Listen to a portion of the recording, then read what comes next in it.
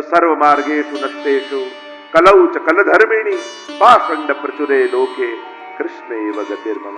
શ્રી મહાપ્રભુજી પણ કૃષ્ણાશ્રયમાં આ વર્ણન કરેલ કે કેવો કલયુગનો પ્રભાવ.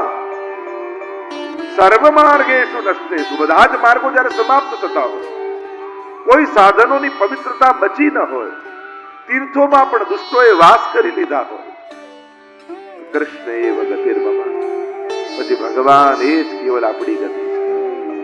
ભગવાનના શરણે બેસી જાઓ. અત્યારના સમયમાં બહુ ભટકવામાં આનંદ નથી. બહુ બધું કરી લેવાથી કઈ બહુ સારું થઈ જશે એવું પણ નથી. હા, તીર્થોની મહત્તા છે, જઈએ, પણ બહુ ભટકતા રહેવામાં ઉલટાનો અભાવ પેદા થાય.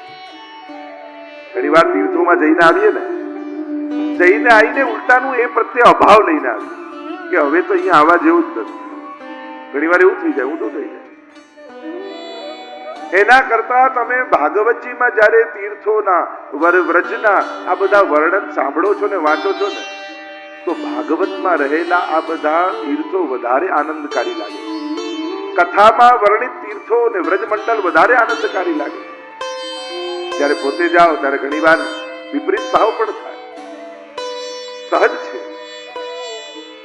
માણસની દોષ દ્રષ્ટિ છે એટલે દોષ દેખાય.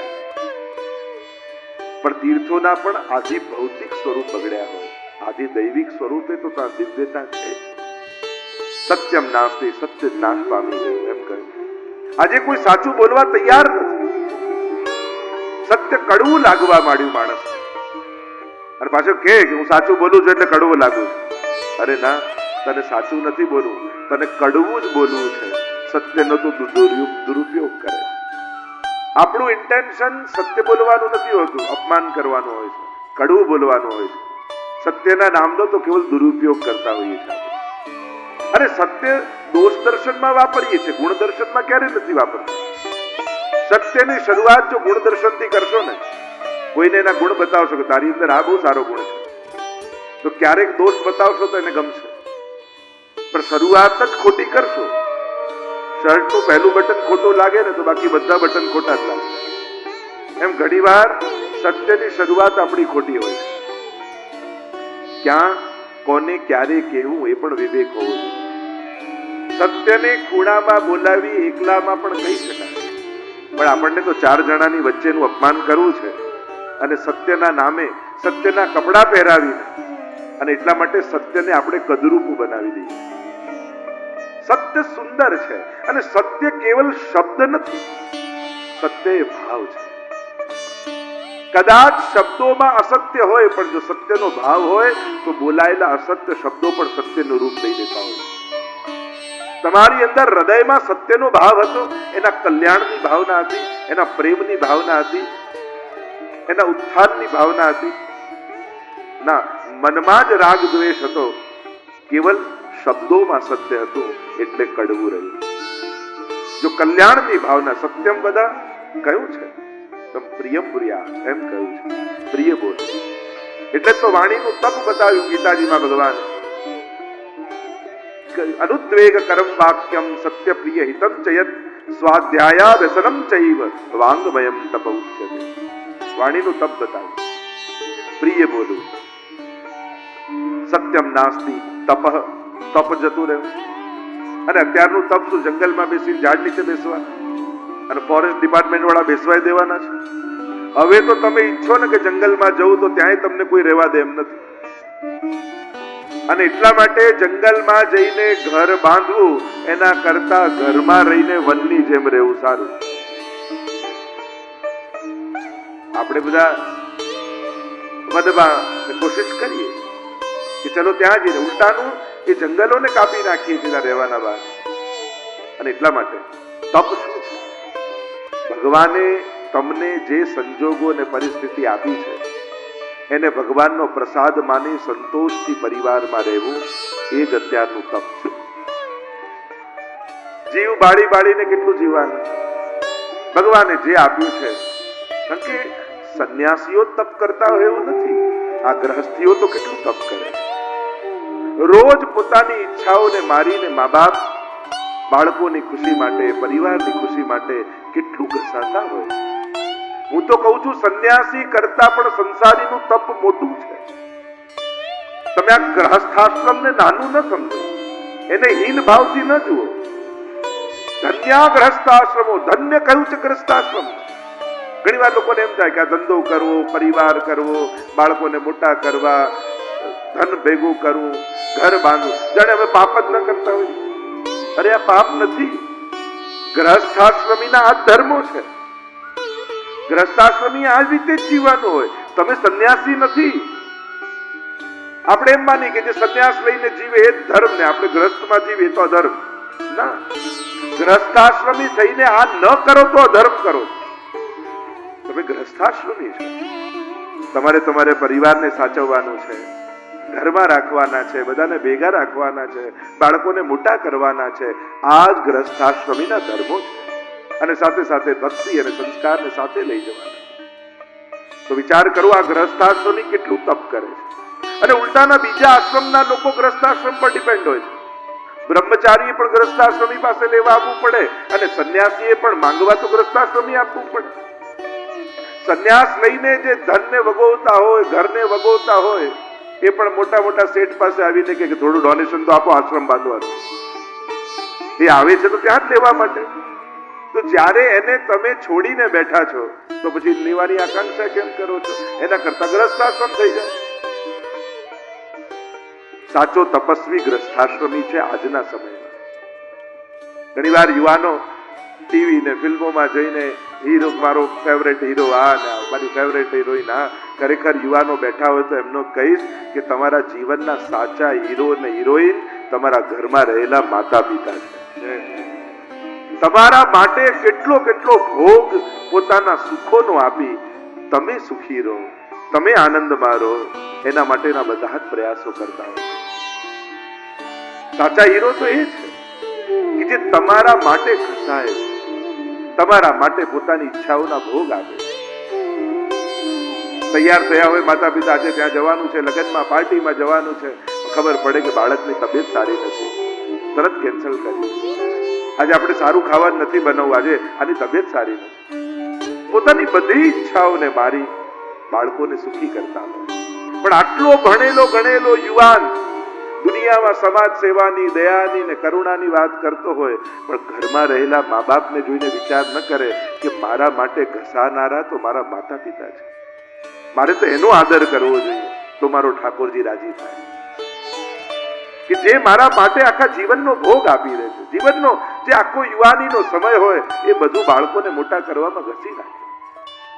તો ગ્રહસ્થાશ્રમ એ સાધારણ નથી, તમારું બહુ મોટું તપ છે.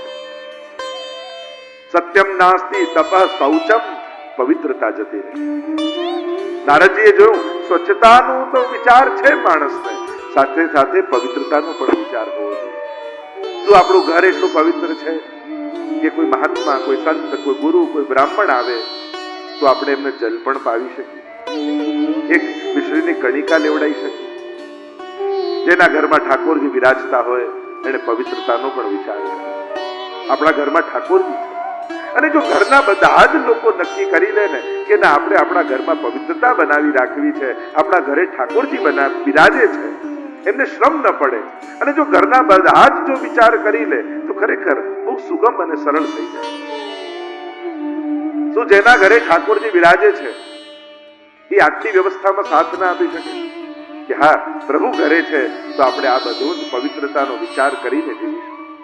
આપણે એક વૈષ્ણવ પરિવાર છે, આપણે બ્રહ્મ સંબંધ લીધું છે, આપણે આ મેળ મર્યાદાનો આદર કરીએ.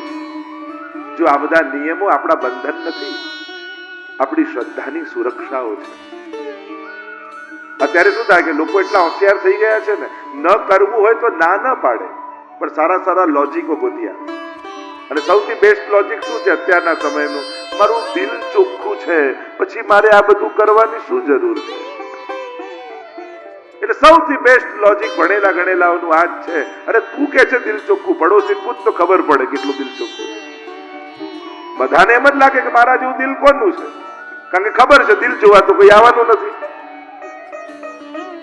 ક્યાંક આપણે જ આપણી જાતને છેતરી લેતા હોઈએ છીએ સારા સારા શબ્દોને વાપરી. આ હોશિયારી છે. દિલ ચોખ્ખું છે કોણ જોવા ગયું? અરે દિલ ચોખ્ખું હોત તો તારા હાથે ચોખ્ખા કરવાની તને ઈચ્છા થાય, કારણ કે એમ થાય કે આ હાથે ઠાકોરજીને ભોગ કેમ કરે. અને એટલા માટે કેવલ વાણીના તર્ક લોજિકો આપીને પોતાની જાતને ન છેતરો. બીજાને છેતરવા તો જુદી. ઘણીવાર આપણી બુદ્ધિ અત્યારના સમયમાં એટલી બધી વધી ગઈ છે કે પહેલા બીજાને છેતરતી હતી, હવે આપણી જ બુદ્ધિ આપણને છેતરે. આવા મનને અનુકૂળ લોજિકો ગોતી. રિસ્પેક્ટ ધ પ્રોસેસનો આદર કરો, વિધિ વિધાનનો આદર કરો. તમે બીજ વાવો તરત કાઢી દો, ફળ તો ઉગ્યું નહીં, પાછું બીજા દિવસે કાઢીને જુઓ તો ઉગ્યું તો છે નહીં, અને બીજને ફેંકી દો, આમાં તો કઈ ઉગતું નથી. અરે ના, એને વિધિમાં આવવા દો. જમીનમાં વાવો, ખાતર નાખો, પાણી નાખો, સૂર્યપ્રકાશ એને આવવા દો, એને સમય આપો. ધીમે ધીમે એમાંથી ફણગા ફૂટશે, વૃક્ષ મોટું થશે, ફળ લાગશે. પણ તમારે પ્રક્રિયાની પ્રતીક્ષા કરવી પડે છે, એને આદર આપવો પડે છે, ત્યારે એમાં ફળ લાગે છે. એમ શ્રદ્ધાના બીજને પણ ધર્મની વિધિઓમાંથી પસાર થવા દો, ત્યારે શ્રદ્ધાના ફળ ઉગશે. એને આદર કરતા શીખો. દરેકમાં શોર્ટકટ ગોતવાની જરૂર નથી, દરેકમાં વિજ્ઞાન પણ ગોતવાની જરૂર નથી. આપણને શું થાય કે દરેકમાં સાયન્સનો સિક્કો લાગે તો જ સાચું. અરે દરેકમાં જરૂર ન હોય. હવે તમે તમારી માં હોય, એના માટે તમને પ્રેમ હોય, લાગણી હોય, અને તમે કહો આવા લાગણી શું, આ તો કેમિકલ આમ થાય એટલે આવા ઇમોશન જાગે, એમાં પ્રેમ કરવાની શું જરૂર છે માને? તો તમે પ્રેમથી વંચિત રહી જશો. દરેક જગ્યાએ વિજ્ઞાન ન ગોતાય. ક્યાંક તો લાગણીઓનો આનંદ માણવો જોઈએ, ક્યાંક તો એ સ્નેહનો અનુભવ કરવો જોઈએ. તો કહેતા એક જગ્યાએ એક ટૂર વાળા નીકળ્યા વર્લ્ડ ટૂર કરવા માટે. ફરતા ફરતા જાપાન આવ્યા ને એક ભાઈએ બહુ જ મોંઘો કેમેરો ખરીદ્યો, અને ફરતા ફરતા સ્વિટરલેન્ડ આવી ટૂર. બધાને જોયું કે આટલો મોંઘો કેમેરો લીધો છે, હમણાં ફોટા પાડશે. 1 દિવસ 2 દિવસ 3 દિવસ થયા, પેલો કેમેરો કાઢે જ નહીં. બધાએ એને પાસે આવીને કહ્યું કે આટલો મોંઘો કેમેરો તે લીધો, આનાથી સુંદર દ્રશ્યો તને દુનિયામાં બીજે ક્યાં જોવા મળશે, ફોટા પાડ. ત્યારે પેલાએ કહ્યું કે આટલો મોંઘો મેં પહેલી વાર કેમેરો ખરીદ્યો છે, અને મારી ઈચ્છા એવી છે કે આ કેમેરામાંથી પહેલો ફોટો ઘરે જઈને બાનો પાડું. હવે તમે જોવા જશો તો એમ લાગે આ મૂર્ખો જ છે ને, હવે નવા સેલ નાખી લેજે, નવો રોલ નાખી લેજે, આમાં ક્યાં ઘસાઈ જવાનો છે? એ એક વ્યક્તિ બુદ્ધિમાન તરીકે કદાચ તમે એને મૂર્ખ કહી શકો, પણ એક દીકરા તરીકે એના જેવો કોઈ દીકરો ન કહેવાય જે એની બા માટે આવી લાગણી રાખે. હવે આમાં તમે વિજ્ઞાન ગોતવા જાઓ તો ક્યાંક વૈજ્ઞાનિકો ખોટા પડે. ત્યાં તો દીકરાની જોડે બેસવું પડે, તો જ એનો વાતને સમજી શકાય, તો જ એ વાતને આદર આપી શકાય. એમ જીવનમાં ક્યાં બુદ્ધિ વાપરવી અને ક્યાં દિલ વાપરવું, આ જો વિવેક ના આવડ્યો ને તો કાયમ કન્ફ્યુઝ રહેશે. આજના સમાજમાં યુવાનો કન્ફ્યુઝ રહે છે. એનું મૂળ કારણ એ છે કે ક્યાં બુદ્ધિ વાપરવી અને ક્યાં દિલ વાપરવું, એનો વિવેક ભૂલી જાય. અને એટલા માટે એ સમયનો એ આનંદ માણી શકતા નથી. સત્યમ નાસ્તિ તપ શૌચમ દયા દાનમ ન વિદ્યતે. દયા જતી રહી, દાન જતું રહી. ઉદરમ ભરીણો જીવા વરાકા કૂટ ભાષિણ. કેવલ પેટ ભરવા માટે લોકો જીવવા લાગે. બુદ્ધિમાનમાં બુદ્ધિમાન લોકો પણ એની છેલ્લું ફળ શું કે બસ આ ભણું તો સારી જોબ મળી જાય, સારું કમાવું. કેવલ પોતાના પૂરતો વિચાર કરવા લાગે. ચારે બાજુ કલયુગ દેખાયા. નારદજી વર્ણન કરતા જાય છે. મંદા સુમંત બતયો મંદ ભાગ્યા યુપદ્રતા પાખંડી નિરતા સંતો વિરક્તા સ પરિગ્રહ. લોકો મંદ ભાગી થયા. જ્યોતિષશાસ્ત્રમાં પણ પહેલા જે યોગો મોટા મોટા ફળ આપતા, એ મોટી મોટી યુતિઓને ફળ નથી આપતી. એવો કલયુગમાં જાણે નિસ્સાર કરી દીધા છે બધા. મંદ ભાગ્યા, લોકો મંદ ભાગી થયા છે. પાખંડી નિરતા સંતો, પાખંડીઓ સંતોના વેશમાં ફરવા લાગ્યા. આપણે પગે લાગવામાં ઉતાવળ કરીએ અને નિંદા કરવામાં ઉતાવળ કરીએ. સંતો પાખંડી નથી થયા, પણ પાખંડીઓને સંતોના વેશ મળી ગયા. અને એટલા માટે ધર્મ પણ બદનામ થવા લાગ્યો. અને એટલા માટે પગે લાગતા પહેલા જોવું કે આમની કઈ પરંપરા છે. અત્યારની તકલીફ એ છે, આપણે બધા જ પરંપરાઓના વિરોધમાં લાગી ગયા. નવા નવા વિચારકો, લેખકો, યુવાનો આ જૂની પરંપરાને શું કરવું છે? પરંપરાઓ એ સુરક્ષા છે, અને સુરક્ષા વ્યવસ્થાઓને તોડી નાખશો અને નવી વ્યવસ્થા નહીં આપો તો સમાજ ટોળું બની જશે, અને ટોળું પોતાની જાતથી પોતાના સમાજનો સર્વનાશ કરી નાખશે. એટલે આ વ્યવસ્થાઓને તોડી સમાજને ટોળાનું રૂપ ના આપો, એને વ્યવસ્થામાં રહેવા દો. અહીંયા જો આપણે બેસવાની વ્યવસ્થા કરી છે તો બધા વ્યવસ્થિત બેસી શકે, બધું જ હટાડી દો તો કિયોસ થઈ જાય. એમ સમાજની પણ કોઈક વ્યવસ્થા છે. આ પરંપરાઓએ જાળવી રાખે કે તમારી કઈ ગુરુ પરંપરા છે, તમે કયા સંપ્રદાયથી છો. લોકો સંપ્રદાયને પણ ભાગલા માનવા લાગ્યા, શાસ્ત્રોના અધ્યયન ન કરે એને સંપ્રદાય પણ ભાગલા લાગે. આ ભાગલા નથી, આ વ્યવસ્થા છે. બધા પોતપોતાના ઈષ્ટની યોગ્ય રીતે ઉપાસના કરી શકે એની વ્યવસ્થાનું નામ સંપ્રદાય.